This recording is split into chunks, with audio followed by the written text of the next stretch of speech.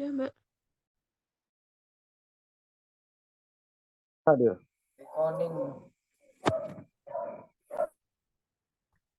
Selamat malam untuk teman-teman semua. Di sini kami dari kelompok 4 akan mempresentasikan hasil diskusi kami tentang pengendalian mutu asuhan dan pelayanan keperawatan. Bu, maaf Bu, izin Mbak. Suaranya kurang keras Mbak, maaf. Jadi di sini kami akan melakukan presentasi tentang pengendalian mutu asuhan dan pelayanan keperawatan. Di sini kami kelompok 4 terdiri dari yang pertama yaitu ada Mbak Bella Basmaela Syapela, yang kedua ada saya sendiri Widya Kusuma Wardani, dan yang ketiga ada Mbak Ika Rahmawati, dan yang keempat ada Mbak Beni Fitri Rizkiana, dan yang kelima Mbak Ima Dewi Meliana.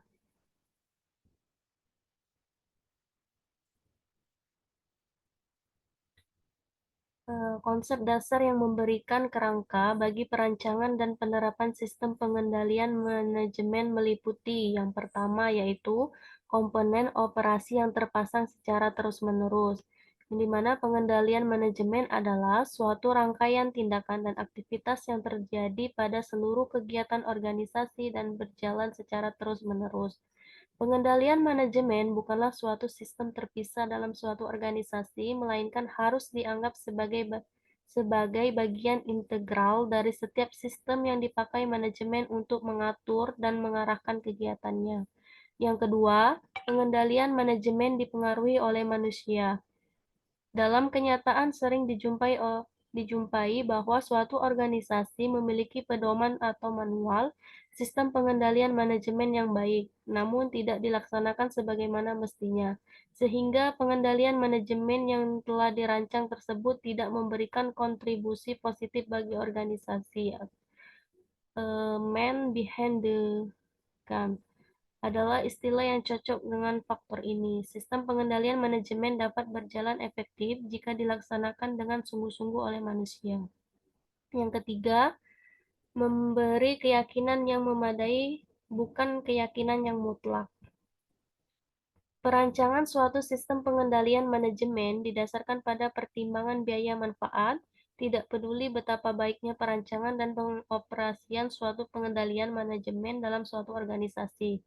Sistem itu tidak dapat memberikan jaminan keyakinan yang mutlak agar tujuan organisasi dapat tercapai.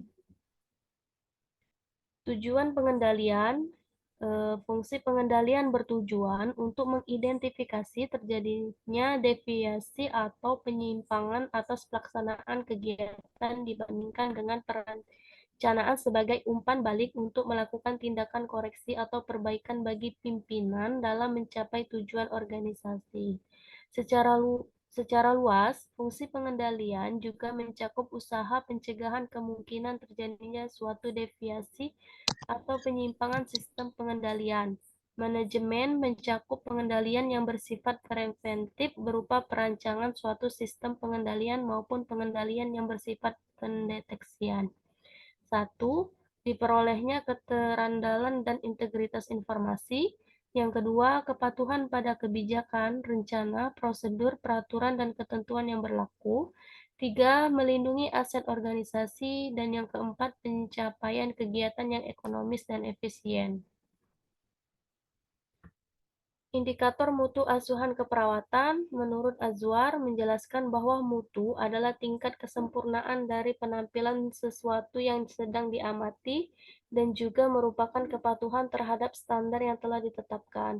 Sedangkan menurut Tapen, menjelaskan bahwa mutu adalah penyesuaian terhadap keinginan pelanggan dan sesuai dengan standar yang berlaku serta tercapainya tujuan yang diharapkan. Berdasarkan uraian di atas, maka mutu dapat dikatakan sebagai kondisi di mana hasil dari produk sesuai dengan kebutuhan pelanggan. Standar yang berlaku dan tercapainya tujuan mutu tidak hanya terbatas pada produk yang menghasilkan barang, tetapi juga untuk produk yang menghasilkan jasa atau pelayanan termasuk pelayanan keperawatan. Setiap instansi kesehatan akan lebih mengedepankan mutu pelayanan dibandingkan dengan lainnya. Mutu pelayanan itu sendiri dapat terwujud apabila di dalam setiap instansi memiliki peranan dan tugas sesuai dengan profesi. Setiap profesi kesehatan juga harus mengedepankan mutu dengan memberikan pelayanan yang optimal kepada semua pasien. Suatu asuhan keperawatan dapat dikatakan baik apabila dalam pemenuhan kebutuhan pasien berjalan dengan sesuai.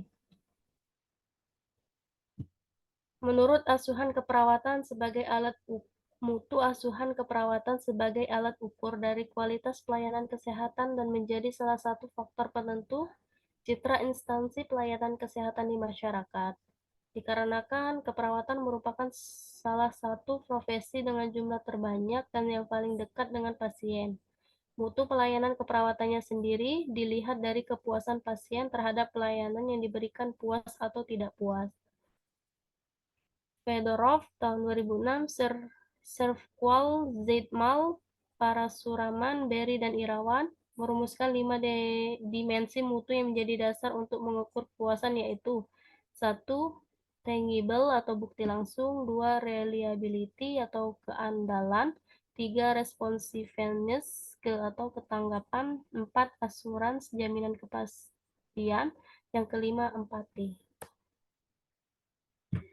Indikator keperawatan yang dapat menggambarkan keselamatan, efektivitas, dan perhatian dalam pelayanan keperawatan yaitu 1. Safety, 2. Effectiveness, 3. Compassion. Menurut Nurassalam tahun 2013, suatu asuhan keperawatan harus memiliki mutu yang baik dalam pelaksanaannya. Di antaranya adalah 1. Caring, 2. Kolaborasi, 3. Kecepatan, 4. Empati, 5. Courtesy, 6. Sincerity, 7. Komunikasi terapeutik.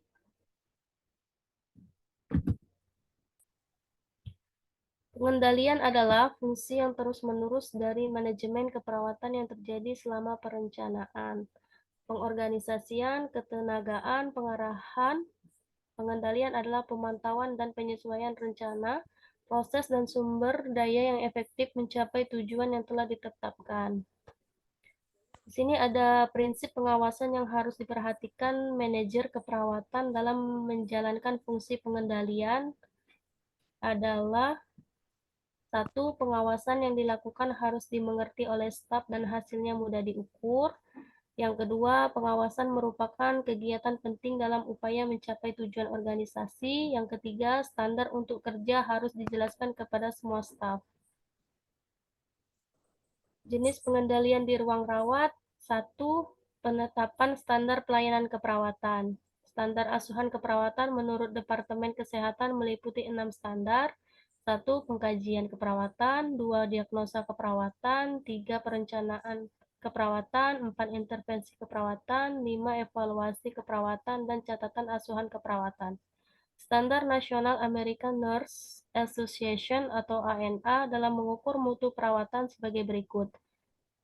Indikator mutu keperawatan menurut ANA sumber dari The National Database of Nursing Quality Indicator.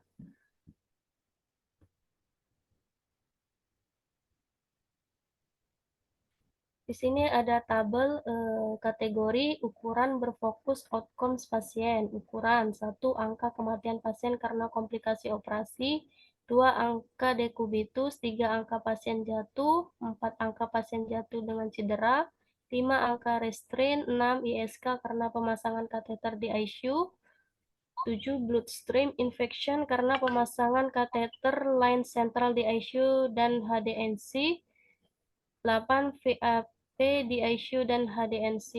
Kategori yang kedua, ukuran berfokus pada intervensi perawat. 1. Konseling berhenti merokok pada kasus AMI. 2. Konseling berhenti merokok pada kasus gagal jantung. 3. Konseling berhenti merokok pada kasus pneumonia. Ada ukuran berfokus pada sistem. 1. Perbandingan antara RN, LVN atau LPN, UAP, dan kontra. 2. Jam perawatan pasien per hari oleh RN, LPN, atau LP, dan UAP. 3. Practice Environment Scale atau Nursing Work Index. 4. Turnover. Selanjutnya dilanjutkan oleh Mbak Bella. Baik, yang kedua pengukuran kinerja perawat.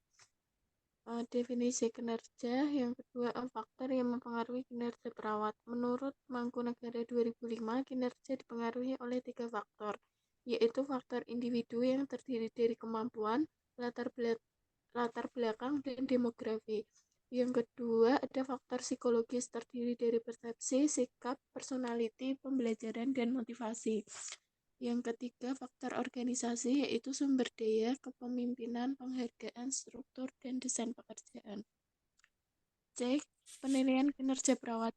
Penilaian kinerja perlu dilakukan secara formal berdasarkan kriteria yang sudah ditetapkan secara rasional dan objektif. Pentingnya penilaian kinerja ini sangat bermanfaat baik untuk kepentingan pegawai dan kepentingan organisasi. Bagi pegawai, penilaian ini berperan sebagai umpan balik dari kemampuan, ketelitian, kekurangan, dan potensi serta pengembangan karirnya. Dakes RI 2005 dalam penilaian kerja perawat didasarkan pada standar praktik perawatan profesional dalam pemberian asuhan keperawatan yang terdiri dari 1. Pengkajian, 2. Diagnosa, 3. Intervensi, 4. Implementasi, dan 5. Evaluasi. Program menjaga mutu di ruang perawat. Program menjaga mutu adalah suatu upaya yang dilaksanakan secara berkesinambungan, sistematis, objektif, dan terpadu dalam menetapkan masalah dan penyebab masalah mutu pelayanan kesehatan berdasarkan standar yang telah ditetapkan, menetapkan dan melaksanakan cara penyelesaian masalah sesuai dengan kemampuan yang tersedia, serta menilai hasil yang dicapai dan menyusun saran-saran tindak lanjut untuk lebih meningkatkan mutu pelayanan. Beberapa istilah yang sama penggunaannya tentang program menjaga mutu atau program jaminan mutu yang sudah dikenal banyak pakar adalah sebagai berikut. A. Program pengawas mutu atau Quality Control Program.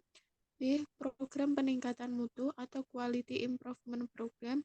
C. Manajemen mutu terpadu atau Total Quality Management. D. Peningkatan mutu berkesinambungan atau Continuous Quality Improvement.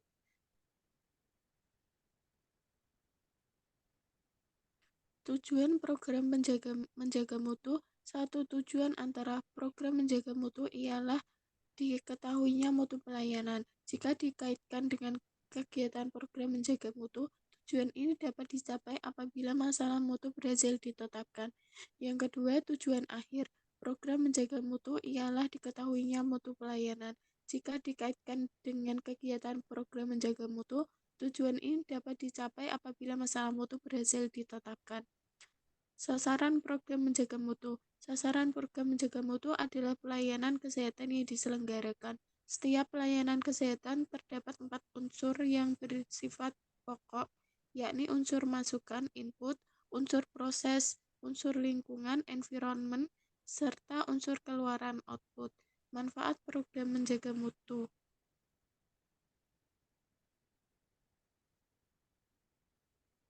Secara umum, manfaat yang dimaksud adalah sebagai berikut.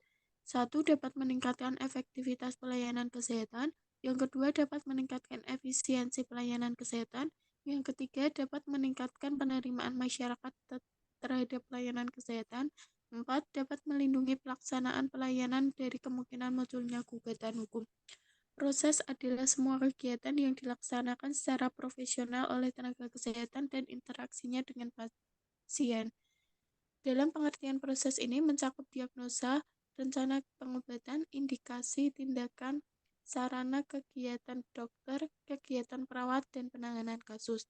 Baik tidaknya proses dapat diukur dari 1. Relevan tidak proses itu bagi pasien. Yang kedua, fleksibel dan efektif. Yang ketiga, mutu proses sesuai dengan standar pelayanan yang ditetapkan.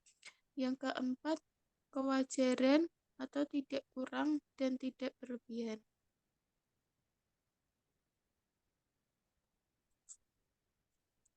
Penerapan program menjaga mutu pelayanan kesehatan.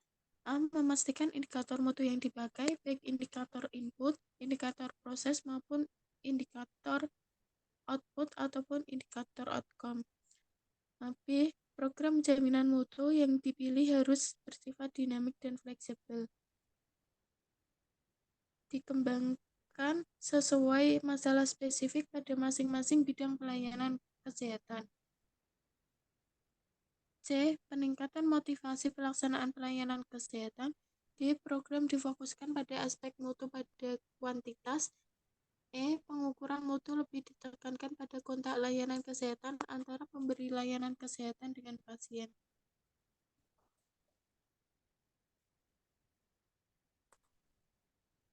Selanjutnya akan dilanjutkan oleh Mbak Ima.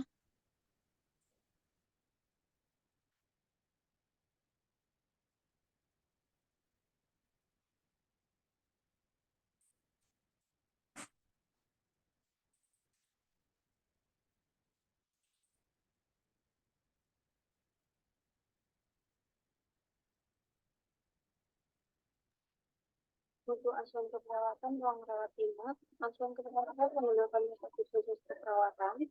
Proses keperawatan merupakan proses pemecahan masalah yang dinamis dalam usaha memperbaiki atau memelihara pasien sampai taraf optimum melalui suatu pendekatan yang sistematis untuk mengenal dan membantu memenuhi kebutuhan khusus pasien.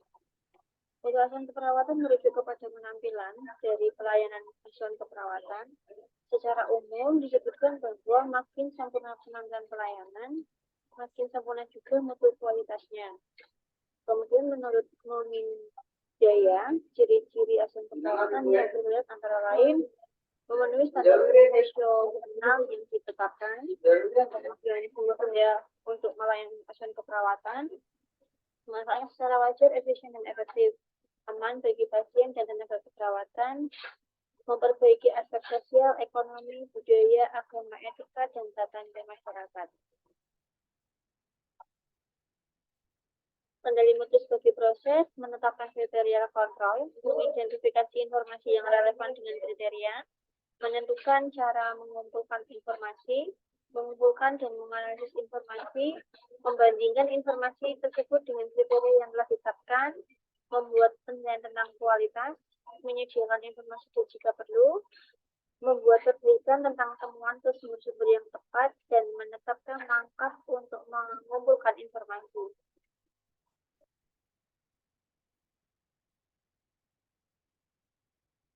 Kesimpulannya, pengendalian merupakan proses dari proses manajemen, di mana sangat berkaitan dengan masing-masing proses manajemen lainnya, karena pada prosesnya dilakukan evaluasi yang terus-menerus untuk meningkatkan kualitas pelayanan keperawatan. Dengan demikian, pengendalian dalam prosesnya mencakup penilaian kinerja staf keperawatan, proses manajemen mutu, di mana untuk mencapai kualitas pelayanan yang baik perlu diupayakan meningkatkan kualitas dan terus-menerus dan mempertahankan segala sesuatu yang baik berjalan dengan baik.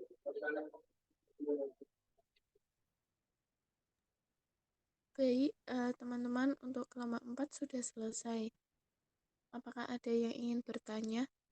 Silakan bisa di kolom chat atau bertanya secara langsung.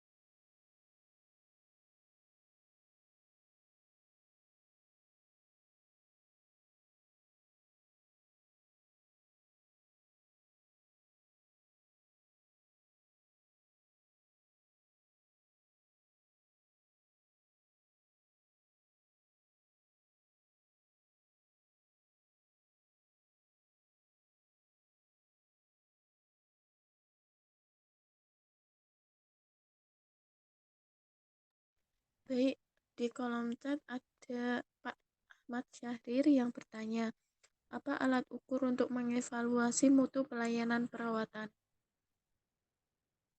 Baik, kelompok 4 bisa menjawab.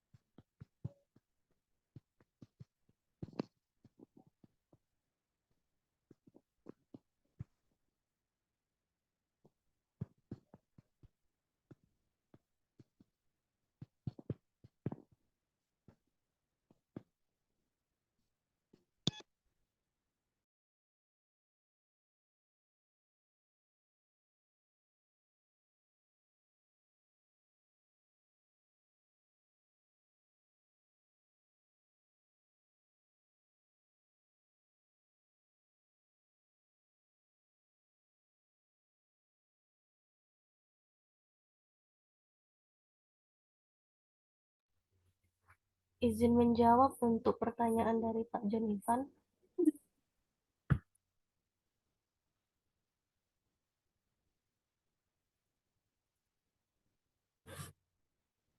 Iya, Mbak, silakan. Jadi apa prioritas utama dalam menegakkan asuhan keperawatan?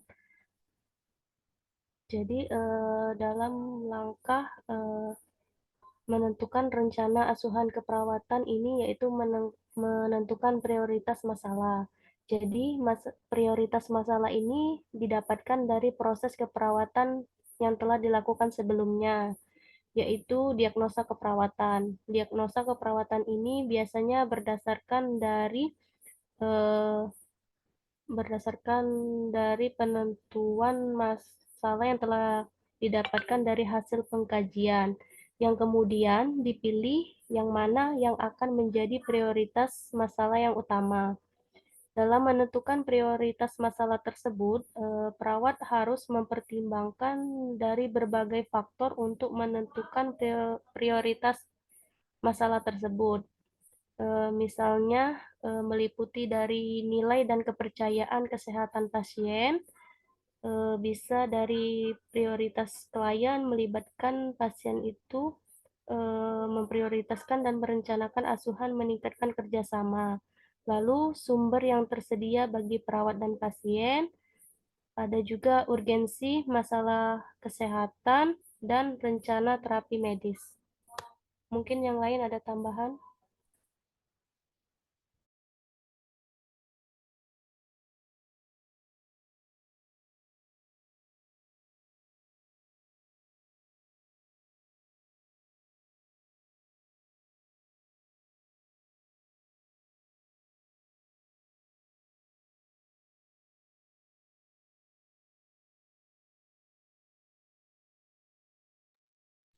Bagaimana Pak John Ivan untuk jawaban dari Mbak Widya? Ah, Bang, saya pikir pertanyaan kan simpel aja tuh.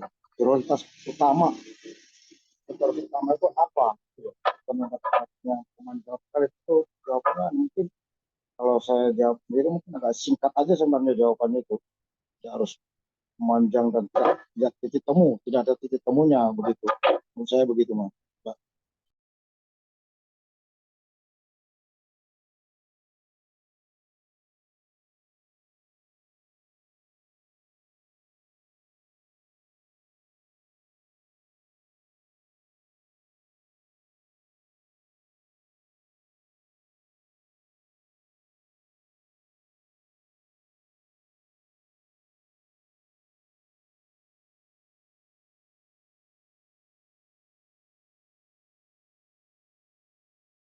Pak John Ivan, mohon maaf bisa diulangi, suaranya tidak jelas.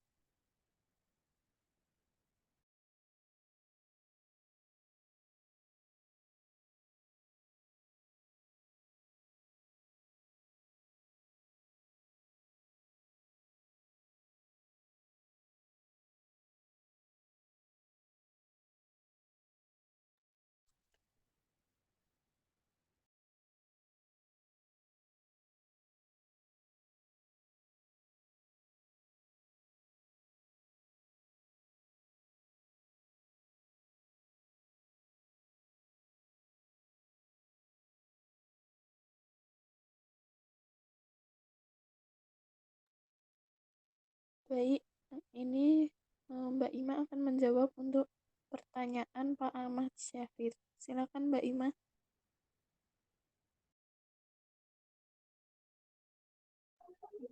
Saya ingin menjawab untuk pertanyaan Pak Masyarif, apa alat untuk mengkonfirmasi itu dan perawatan. Jadi bisa dievaluasi dari kepuasan masyarakat atau kepuasan pasien dan keluarga pasien, gimana rumah sakit itu memberikan pelayanan terhadap pasien, seperti itu Pak. Kemudian bisa diukur dari mungkin ada kuesioner gitu untuk menentukan apakah masyarakat puas dengan pelayanan perawatan yang ada di rumah sakit. Kurang lebihnya seperti itu Pak Masyarakat.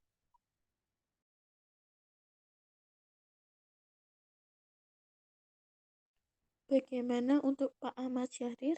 Untuk jawaban dari Mbak Ima? Ya, ya sorry tadi agak pelan banget soalnya dia. Ya, ya. Sudah cukup, Pak? Kurang ini sih tadi penjelasannya. Ya, kurang jelas sama kurang kedengar. Suaranya pelan banget.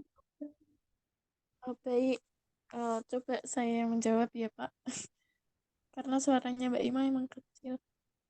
Untuk jawaban dari pertanyaan Pak Ahmad Syahrir itu, dengan pasien merupakan salah satu pengguna langsung atas layanan kesehatan yang diberikan oleh rumah sakit. Pasien dapat menilai dengan puas atau tidak puas atas layanan tersebut. Kepuasan pelanggan merupakan salah satu indikator standar minimal pelayanan rumah sakit. Dan di beberapa layanan kesehatan sekarang kan sudah ada seperti barcode, Pak, untuk penilaian langsung dari pelayanan tenaga kesehatan tersebut.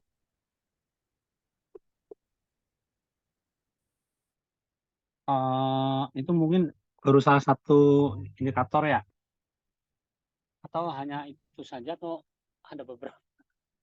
Mungkin apakah perlu dilakukan apa punya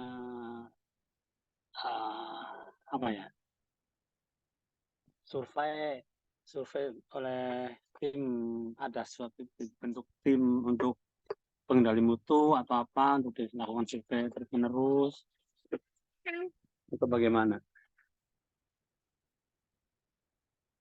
selain selain survei kepuasan ya.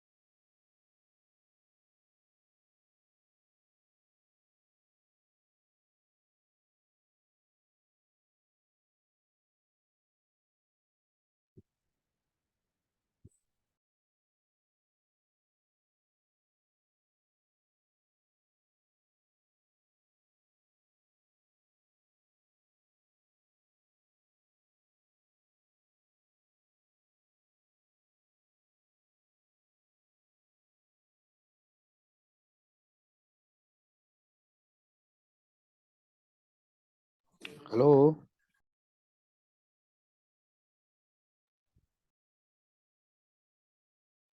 Iya, Pak.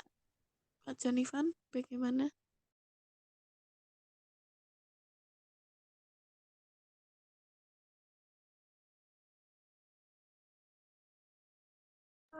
Maksud saya dari pertanyaan pasar tadi gimana selanjutnya?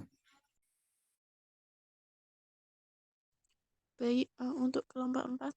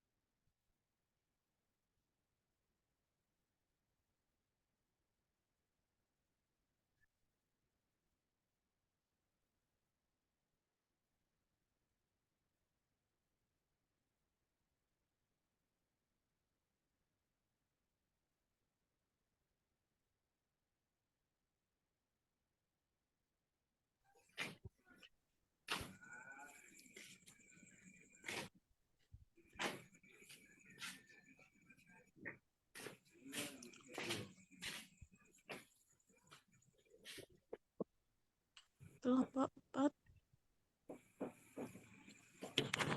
bisa menjawab lagi jawaban dari Pak Syahir.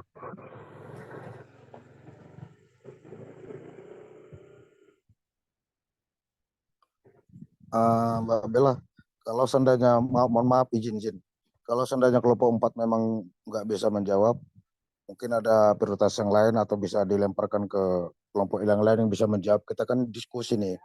Jadi kalaupun nggak bisa, mungkin mohon maaf juga, mungkin diserahkan kepada dosen untuk memberikan keterangan daripada kita mengubah waktu. Makasih banyak. Oke, Pak, baik.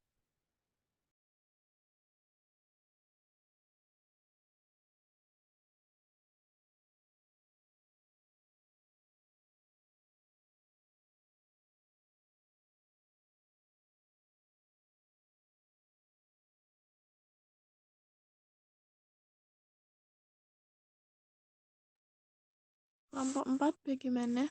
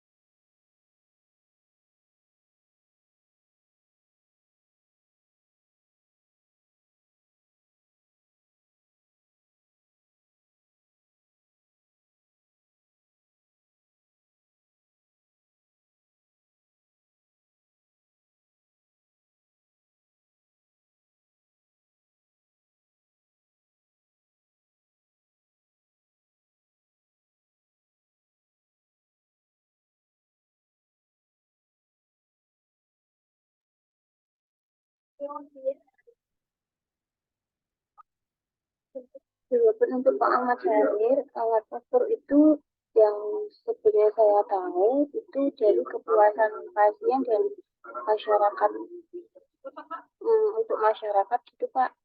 Kemudian mungkin ada kuesioner atau yang menunjukkan sekarang itu kan ada barcode tuh, bisa menunjukkan kepuasan atau ketidakpuasan ketika pasien sudah dipulangkan dari rumah sakit. Terus gimana selama perawatan itu pelayanannya nyaman apa tidak kayak gitu Pak.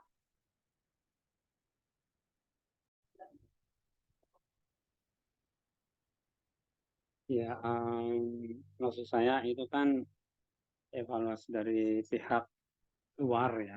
Mungkin ada dari pihak internal yang mungkin dari pasien ataupun pelanggan atau pendatang itu tidak tahu apa yang terjadi di dalam rumah sakit. Misalkan pelayanan di emergensi kan berbeda dengan kepuasan indikatornya untuk di ruang operasi ataupun di ruang perawatan, itu kan ada alat ukurnya masing-masing kan, berbeda-beda, nggak sama kan.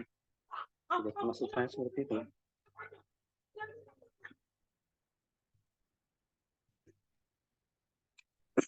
Mas Yang Kawin nanti mungkin itu alat ukur yang apanya ya Pak? Dari Nah, peruangan atau per instansi atau seluruh rumah sakit apa gimana? dan di dalam mengevaluasi itu kan tiap ruangan berbeda-beda indikatornya toh. Kalau saya pernah yang pengetahuan saya loh. Ya. Suaranya nggak kedengeran Pak. Ya. Suaranya kurang. Mungkin di dalam setiap ruangan ataupun unit itu kan berbeda indikatornya. Misalkan rawat jalan dengan ruang emergensi kan berbeda, ataupun di ruang operasi, ruang perawatan itu kan berbeda juga indikatornya, bahwa ini sudah mutunya sudah bagus atau tidak rumah sakit berdasarkan ada alat ukurnya itu gitu. Ada indikator-indikator yang harus dipenuhi. Tadi dalam pemaparan itu kan ada dijelaskan juga tuh indikator-indikator menurut apa tadi. Saya nggak hafal tadi. Nah, itu mungkin bisa, apakah itu nanti bisa diterapkan, disesuaikan dengan ruangannya. Gitu. Untuk indikator biasanya di per ruangan itu ada indikator mutu masing-masing kayak gitu. Mungkin ada indikator mutu pelayanan kayak gitu. Nah, itu pun ada di ruangan masing-masing. Biasanya per ruangan itu mempunyai imut atau indikator mutu tersendiri. Ya, itu sebagai apa, dilakukan audit atau apa gitu. Tergantung kasus yang ada di ruangannya masing-masing itu biasanya bisa diambil untuk indikator mutu. Ya. Bukan, Oke. saya bantu sedikit Mas Sarir ya. Mungkin saya dukung Mas Sarir sedikit itu. Jadi maksudnya Mas Sarir itu indikatornya itu kan ada sehari-hari yang kita lakukan itu. Contoh ya, memecahkan masalah itu bukan hanya dari pihak si pasien atau dari pihak mana. Di saat kita aplusan juga itu sudah satu pemecahan masalah untuk ASKAP, untuk tercapainya ASKAP. Contoh saya bilang dengan keluhan-keluhan itu kan kita setiap aplusan itu ada tertera tuh apakah memang dia misalnya contoh asma sesaknya berkurang kah atau bagaimananya. Nah, itu kan suatu indikator. Maksudnya itu mungkin maksud daripada Mas Sarir itu salah satu indikator untuk tercapainya asuhan keperawatan. Yang kedua mungkin di rumah sakit lain atau rumah sakit manapun mungkin ada ditugaskan salah satu itu misalnya seperti supervisi. Supervisi perawat itu memantau perkembangan si pasien, mutu pelayanan kepada pasien itu seperti apa. Mungkin seperti itu yang dimaksud Mas Sarir tentang indikatornya. Makasih.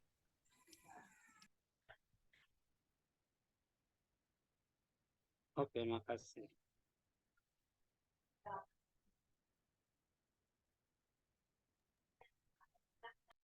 Baik, terima kasih untuk Pak John Ivan dan Pak Syahrir. Apakah ada yang ingin bertanya kembali?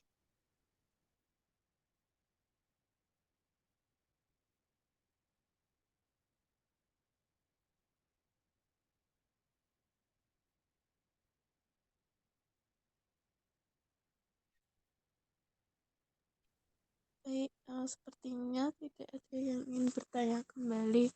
Untuk waktunya saya kembalikan ke Pak Raharjo.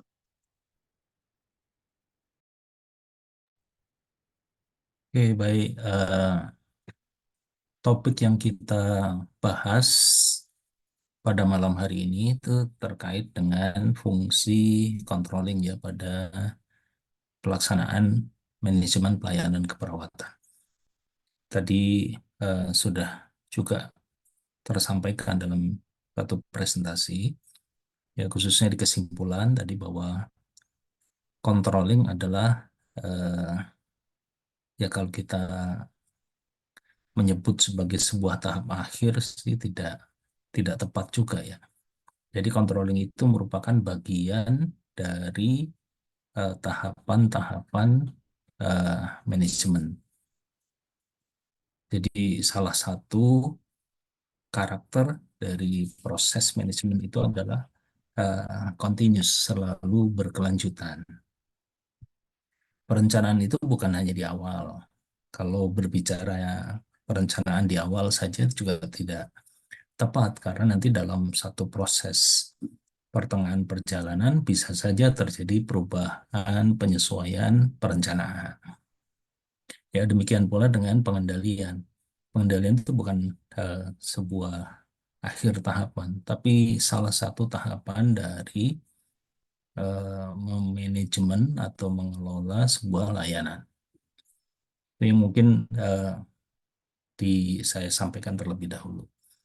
Jadi diingat kembali bahwa fungsi manajemen itu secara umum ada 5, khususnya pendekatan yang dipergunakan di Universitas Ngudi Waluyo dalam memberikan gambaran tentang pelayanan atau manajemen pelayanan keperawatan. Ya, memberikan gambaran tentang manajemen pelayanan itu ada 5 fungsi. Jadi dari mulai perencanaan, kemudian pengorganisasian, pengelolaan staf, kemudian pengarahan atau directing, dan terakhir adalah controlling. Ya, salah satu bentuk controlling, ya, controlling sebetulnya beragam. Ada penilaian kinerja, kemudian ada pengendalian mutu. Nah, yang dibahas saat ini adalah pengendalian mutu. Itu yang pertama, pola berpikir tentang tahapan-tahapan dari fungsi manajemen yang diatur terlebih dahulu. Ya. Jadi sekali lagi di fungsi controlling itu ada penilaian kinerja, baik kinerja organisasi maupun kinerja personil. Kemudian yang kedua adalah pengendalian mutu. Nah, yang diharapkan dibahas melalui presentasi ini adalah pengendalian mutu. Nah, pengendalian mutu itu bukan hanya dievaluasi, tapi digambarkan. Ya, saya berikan gambaran terlebih dahulu. Bukan gambaran, mengingatkan kembali bahwa kalau kita berbicara tentang mutu, ya, itu bukan hanya komponen output atau outcome saja yang kita sorot, ya, tetapi kita melihat pada unsur strukturnya, ya, prosesnya, dan outcome-nya. Jadi indikator sebuah mutu layanan, ya, itu bisa kalau kita melihat secara komprehensif, gitu ya, ada 3 komponen ini. Ada yang indikator pada strukturnya atau output dari sebuah layanan itu sendiri.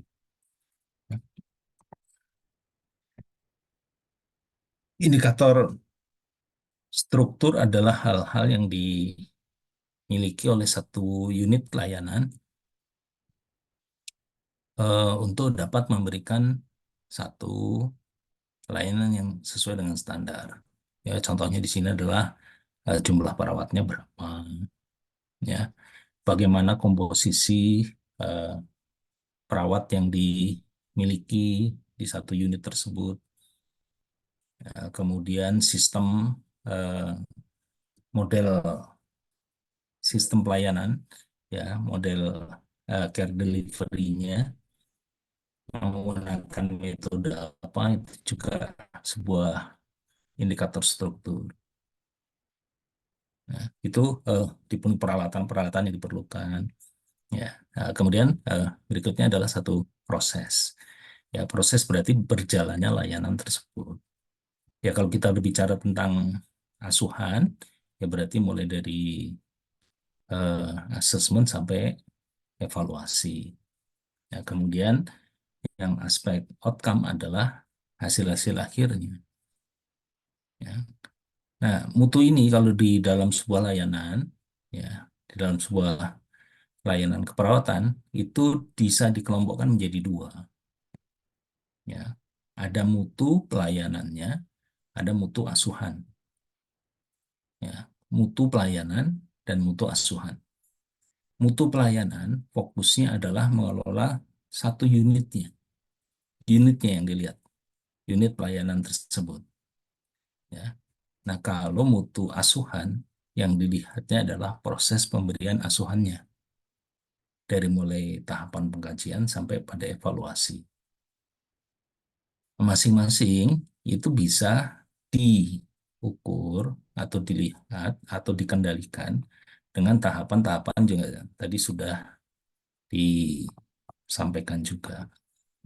Ya, baik mutu manajemen maupun mutu asuhan, ya, mutu manajemen, mutu pelayanan maupun mutu asuhan, ya, itu bisa eh, dikendalikan dengan tahapan-tahapan yang tadi juga sudah disinggung.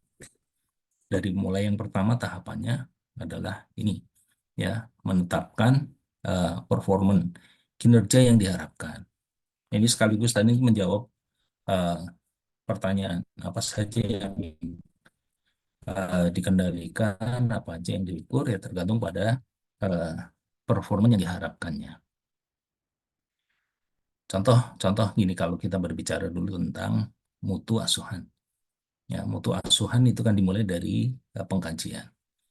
Ya, setiap tahapannya pasti ditentukan performa yang diharapkan. Kalau pengkajian itu meliputi aspek apa saja. Jadi sebuah standar.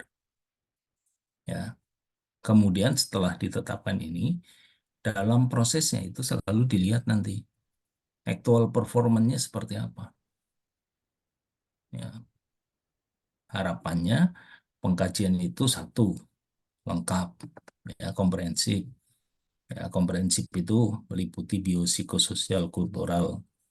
Ya, itu masuk pengkajian head to toe.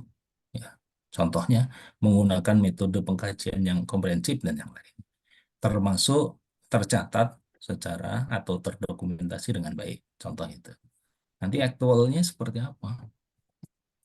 Diukur.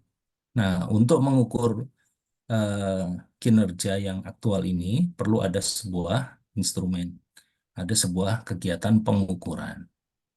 Nah, pengukuran sebetulnya sendiri ini satu konsep yang mungkin sebelumnya sudah pernah dibahas. Karena ini akan ditentukan nanti apa yang diukur, bagaimana mengukurnya, menggunakan apa pengukuran tersebut dilakukan, kemudian sampai siapa yang melakukan pengukuran. Itu juga ditetapkan. Makanya kalau dalam sebuah layanan yang biasa Bapak Ibu kenal, kan ada unit-unit pengendali mutu di masing-masing unit pelayanan. Itu karena ada siapa yang mengukur indikator, pencapaian indikator layanan. Ini banyak. Tadi juga sekaligus menjawab ya. Jadi measurementnya juga eh, banyak. Kalau untuk pengkajian seperti ini, ya, apakah observasi, apakah wawancara, apakah eh, penyebaran kuesioner dan yang lain ditetapkan. Tahapannya juga panjang, kompleks ya. Jadi tidak bisa eh, singkat memang untuk membuat program pengendalian mutu dalam sebuah unit layanan. Nah, kemudian kalau sudah ditetapkan tadi apa yang diukur, bagaimana mengukurnya, alat ukurnya apa yang digunakan, kemudian siapa yang mengukurnya, baru pelaksanaan kan? Nah, pelaksanaan kan menghasilkan hasil. Ya. Nah, hasilnya itu nanti dibandingkan. Pembandingan antara actual performance dengan standar yang tadi ditentukan, yang desired ini. Ya. Dibandingkan. Kemudian disimpulkan ada nggak deviasi, ada tidak penyimpangannya.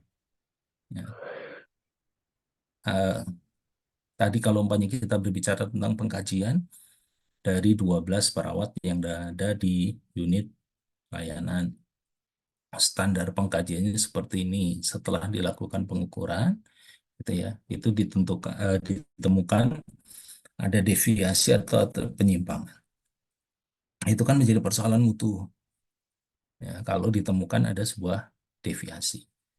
Nah, kemudian persoalan inilah yang akan diselesaikan, ya, dengan pertama menganalisis penyebab dari deviasi itu, ya.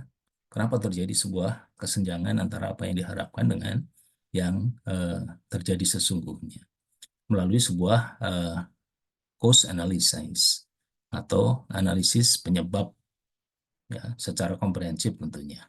Kemudian ada tahapan berikutnya, proses korektif, ya. Jadi deviasi ini dikoreksi agar kembali sesuai dengan standar, kemudian baru implementasi, hasil implementasinya, ya, itu nanti dibandingkan lagi dengan standar. Nah, proses penjaminan mutu pada dasarnya adalah seperti itu. Jadi bukan hanya pengukuran hasil akhir, ya, bukan hanya di tahap ini selesai, gitu ya, tetapi ada tahapan yang dijalankan untuk meyakinkan, namanya juga penjaminan mutu, ya, untuk menjamin bahwa layanan yang diberikan itu sudah sesuai dengan standar. Nah, tadi ada pertanyaan prioritas, ya, saya memahami sih prioritas layanan itu apa. Bisa menyimpulkan, saya bisa menyimpulkan kalau semua personil itu, ya, ini bisa melihat komponen yang saya warnai berbeda. Kalau setiap personil dalam layanan keperawatan itu bekerja sesuai dengan standar performa yang ditetapkan, itu prioritasnya. Ya, sudah pasti itu prioritasnya.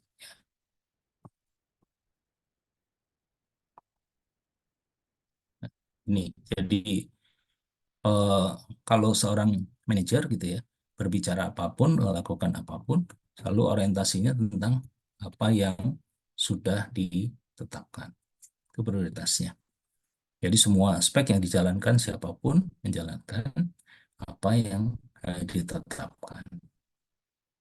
Ini gambaran tentang pengendalian mutu.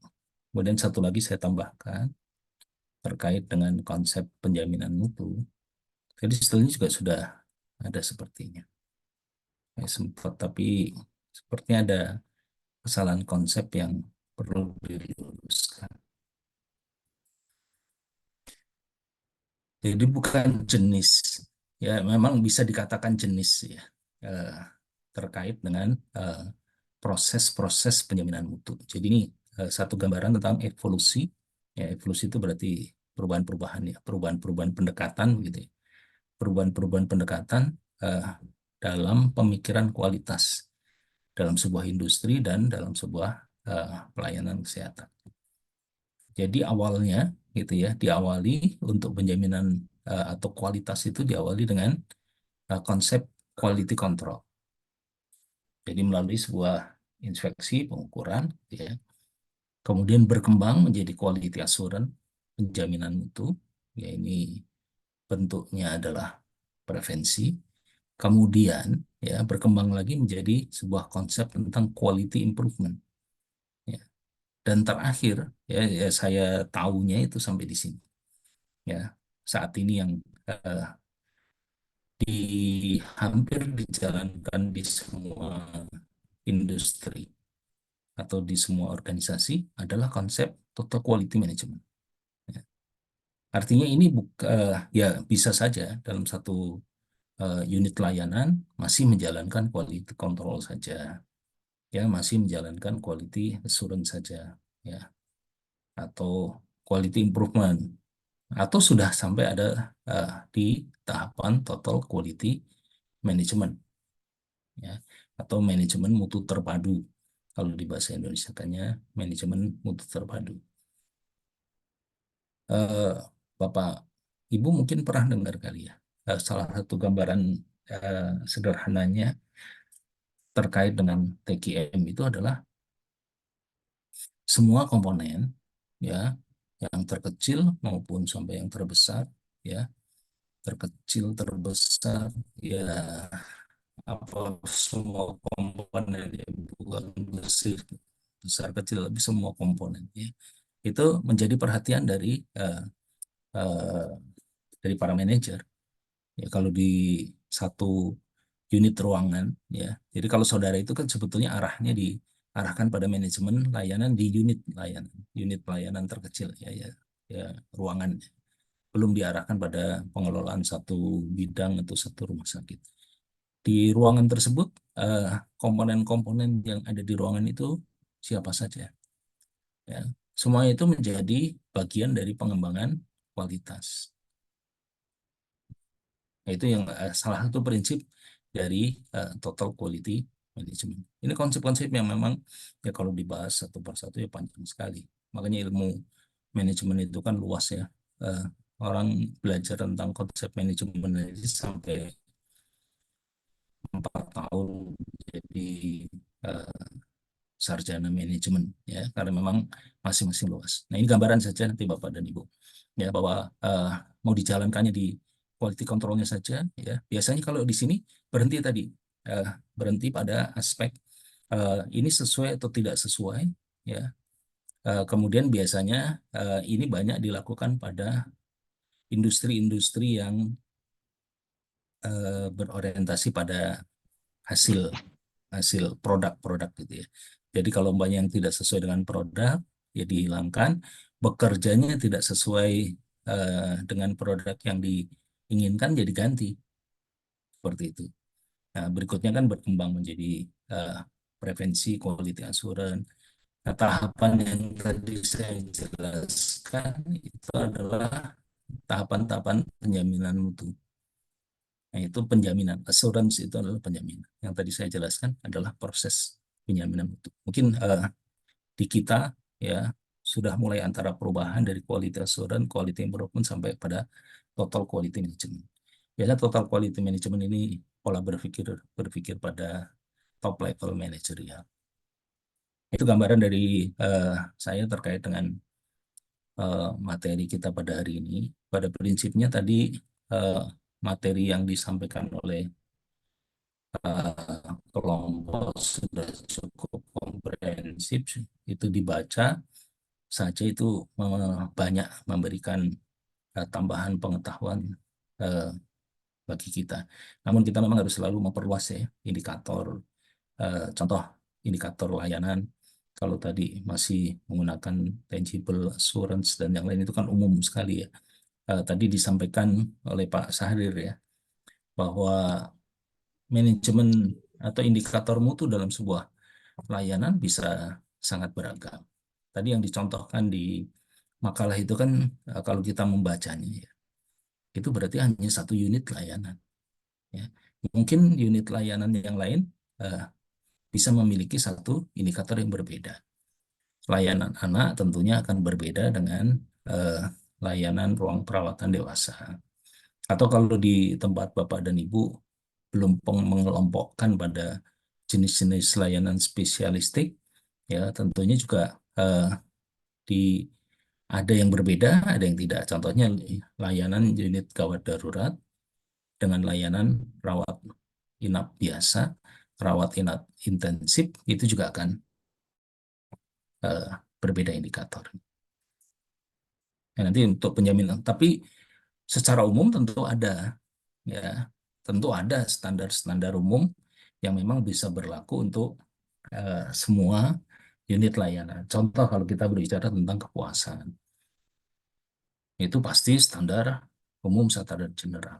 Jadi kalau Bapak Ibu baca silabus, umpamanya indikator mutu berdasarkan pada standar akreditasi rumah sakit.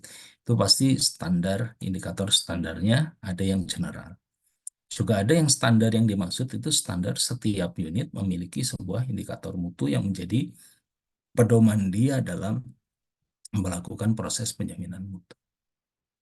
Ya, itu yang saya tambahkan hari ini. Mungkin nanti untuk menguatkan ya kita tahu bahwa proses eh, pembelajaran model seperti ini belum tentu efektif bagi kita. Nanti bisa kita lakukan analisis masing-masing, ya, lakukan analisis terkait dengan proses penjaminan mutu di tempatnya, di tempat kerjanya masing-masing.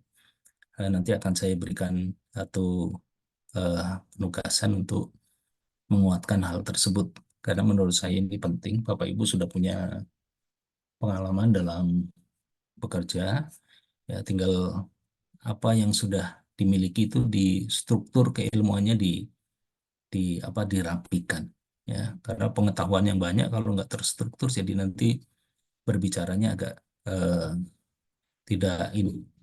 Bukan hanya berbicara, pola berpikir itu sampai pengambilan keputusan, pengambilan tindakan, jadi nanti juga nggak teratur. Ilmunya sudah banyak, tapi struktur keilmuannya yang perlu ditata. Nanti salah satunya untuk menata terkait dengan proses pengendalian dalam layanan keperawatan, itu nanti saya berikan penugasan secara individual. Nanti si pennya silakan menghubungi saya untuk saya berikan pedoman penugasannya. Oke, demikian Bapak dan Ibu, kita akhiri saja untuk kegiatan hari ini, karena ini sudah jam 9:10 waktu Indonesia Barat ya. Bagi yang di timur mungkin sudah 10:30 ya, dan yang lainnya ya saatnya istirahat dan melakukan aktivitas lainnya. Terima kasih atas perhatiannya. Assalamualaikum warahmatullahi wabarakatuh. Waalaikumsalam warahmatullahi wabarakatuh. Waalaikumsalam. Terima kasih Pak. Ya, izin live saya ya. Oke, Pak. Oke, Pak.